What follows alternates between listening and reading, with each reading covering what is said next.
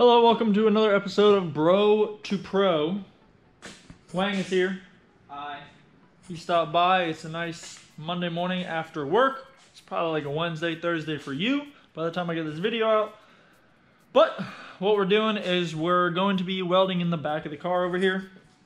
We're just going to go ahead and start stitch welding just right up here along this fender well and down here along the floor of the rear of the car. Won't need too much since I have a lot of bracing from not only this, but this bracing as well between the tube rear and the actual cage tying into the top of the strut tower here. I'll probably just stitch up here and around here a little bit. Shouldn't need much reinforcement for the rest of the car. Like I said, the rear is not as important as far as bracing around here since it already has a lot, and we're going to be adding most likely a little bit more bracing to this. Not too worried about it. I went ahead and got the grinder out and just touched up on some of these seams just to double check, make sure it's down to bare metal all the way again so it's easy to weld for me. Don't want to have any more messed up welds. Let's get the welder in here and start burning some metal. Alright, the back portion that I wanted to stitch up is all stitched up. It's just those little areas right there. Like I said, the back was pretty reinforced, and all that's mainly needing reinforcing is the top of the shock tower. And everything is controlled by the subframe, which I'll show you over here. Here we have a 350Z rear subframe. Here's your bushings where it mounts straight up to the frame. You have your camber arm pickup, your tow arm pickup, your upper control arm pickup, and your traction rod pickup up here. So moving over here to the car, you have your upper control arm here and your traction rod, and then that controls the motion of the car. So since the subframe bolts up just to itself, I don't really have to do any sort of reinforcement for the subframe itself to the chassis, since that's all controlled independently. Due to FD rules, you cannot go to an aftermarket subframe like a tube chassis or a tube subframe or anything like that. Has to be the subframe from the year that came in the car, and that's why you cannot modify it outside of those pickup points and where it mounts up to your car. In a future video, I will go more in depth on how the length of the arms and where the pickup points are on the knuckle and the subframe side of the suspension geometry and how it affects traction and how it affects how the car drives in drift. I'll go into that in a future video when we start bringing stuff into CAD and start designing rear suspension for the car. I'm going to start sealing up these two main firewall holes that I have. So what I did is I drew a little circle on this piece of scrap metal I found. I'm going to cut it out really quick and just tack it in a couple places. That looks like a circle, right?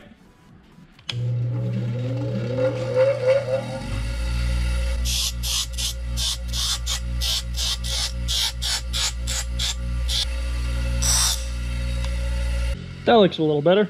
I went ahead and ground that out really quick, and I'm just going to go ahead and pop it on there and weld it from the inside of the car instead of the outside, so it's a lot cleaner because you don't see this because it's all behind the dash. One side all welded in. Both sides are now in, so that's all blocked off. I think I just have some small little holes there, one little hole there, and that should be it for the hole blockage on the firewall. And then I can start pressure washing and then paint the whole bay. This normally doesn't happen, but there's a huge fan at the shop of mine. Huge fan of Marco, so I'm FaceTiming now so they can talk. What? Hey, so there's a huge fan here. He's a huge fan of mine. Huge fan of you're a fan of Marco, right? Yeah. He's like, I just want you guys to meet.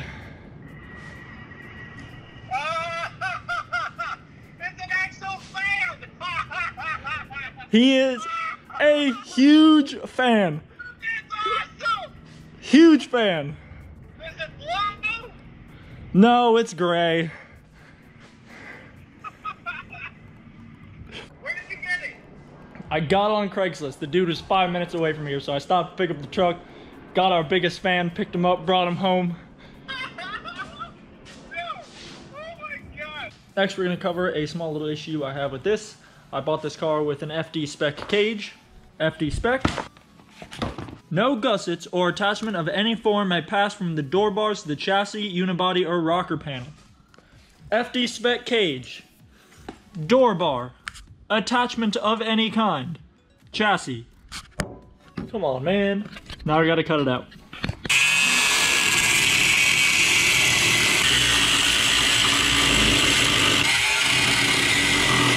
So I cut the door bar away from the, I guess this would be the rocker panel right here, the chassis. And I was bashing the rule before, I was just cursing it. It is a dumb FD rule. I didn't know why that I couldn't have a weld there, why I can't have my door bar there.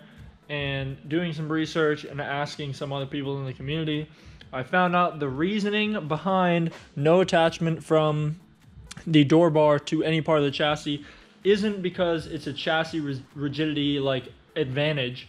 It's so that if you're ever in a really bad wreck or anything like that and they have to come in with jaws of life or they have to cut your car apart to get you out, they can just go ahead and cut here, here, here, here, and then pull the entire door bar out, and then they can get you out of the car without having to cut anything else out from that. So it's a 100% safety thing for safety teams, and that's the reason they do it. So I didn't know that before. I thought it was just a dumb rule that they were just trying to put in there because they could, but it is actually something that, you know, will help save someone's life. I'm starting to work on the rear of the car here. I gotta remove, this is the old battery tray. This was a panel that I just kind of used to block the tire from the battery tray. Gonna remove all of that because what I'm doing here is radiator goes straight here, and then I'm just gonna have two protection areas for either side of the radiator because I noticed there was a lot of rubber that got in the fins of the radiator from the tire kicking it up into the back here. So I'm gonna try and isolate a lot of that as best as I can. Plus in between rounds, I'm going to blow out the radiator and make sure that it doesn't get all just built up, because that buildup is what causes it to overheat because there's no airflow through it anymore. I'm gonna clear this area out. Battery will most likely end up over on this side to counteract weight from me over there. And then the AccuSump, which is the big blue thing. If you've ever seen old pictures of this car, it was the big blue cylinder that went under the front. That is a big oil canister that holds 3 quarts of pressurized oil. So it makes sure that if my oil pressure ever drops below, stores that oil pressure, and it supplements the oil. So if I ever get a little air bubble in the line from any reason, that entire thing will sit there and push oil into the motor, and it can run the motor for about 30 seconds at oil pressure. If my oil pump completely fails, I will have oil pressure for majority of a run, but obviously you'll have to go and replace everything after. I'm gonna put the AccuSump most likely right in here. It'll be right here. Radiator will be blowing on top of it. It's fine that it takes heat because the oil will already be up to temp. So if I'm blowing heat onto it from the radiator, it's not that big of a deal. And it'll be protected within there, keep more weight into the back of the car. The only downside is that I will have to run an oil line from the back all the way up to the front. But since it's an AccuSump, the nature of how it works is only one oil line. So one in and one out. So that's it, just one oil line all the way to the back.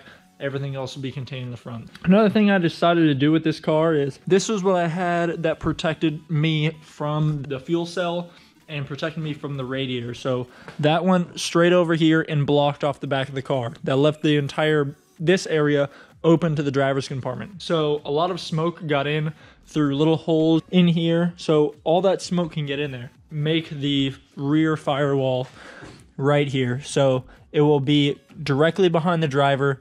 The only downside will be that I won't be able to see out the back directly. Wasn't able to really see before, and won't really be a huge issue. I think I can put a Lexan window in. Fun fact, Lexan is a brand of polycarbonate. They're the same exact thing. Polycarbonate is the material. Lexan is a brand of polycarbonate. I'm going to put polycarbonate in the back, see if I can make a window. I don't necessarily need one, but it would be nice to have, see if there's a fire, see who's behind me, anything like that. I'll have my side mirrors, obviously. I think it'll work out really well because I can just weld tabs off the cage right there and then just mount sheet metal in there. The more of the back of the car that's connected to the radiator side, the better for me, because that way these big holes that open up to the ground, those are no longer open to the cabin, those are open to the radiator. So more airflow for the radiator. All the smoke that gets in through those little holes all go to the radiator and just get sucked out of the rear cabin. It'll keep smoke out of my vision, and it'll keep all the heat and everything more towards the back of the car. I think it'll work out better for me. Cut the panel out, cut the battery tray out. So I can go ahead and probably toss these. I'm gonna save the battery tray because that's a nice little one. It fits a battery that I have. Gonna go ahead and cut that off, clean that up nicely. Cut this side off, match that one, move these so I don't accidentally cut them because I know I will be dumb enough to cut through all the way and just totally ruin a perfectly good line. Next thing I want to do is I want to figure out this situation. This is where the quarter panel is cut off here. So normally you have your entire quarter panel over there. When this was cut off, it left a huge, basically this is a bucket. And this is a bucket for dirt and rocks and everything that the wheel just picks up and puts in there. So what I'm gonna have to do is figure out a way to either seal it off or cut it out in a way that doesn't affect the structural portion of this side of the car, but allows for everything to just fall straight through. And that way I don't have to worry about literally taking a shop vac and sucking out handfuls and handfuls of dirt and rocks and rubber. Normally what people do is they leave this portion of the quarter panel and they seal straight up there. That is a nicer way to do this, but I didn't cut this car apart, so I didn't have the luxury of doing so on my other car. It's here and it's happening, so we're gonna figure out what we're gonna do. That will end it for today's video. Just a quick little update on what we've been doing with this. We're slowly making progress. I don't want to say slowly, but that's how it is when you're doing all your work after work. It's just all got to come together one day at a time, and eventually it becomes a drift car, becomes a race car. Thank you for watching. Like, subscribe, comment, and I'll see you guys next time. Peace.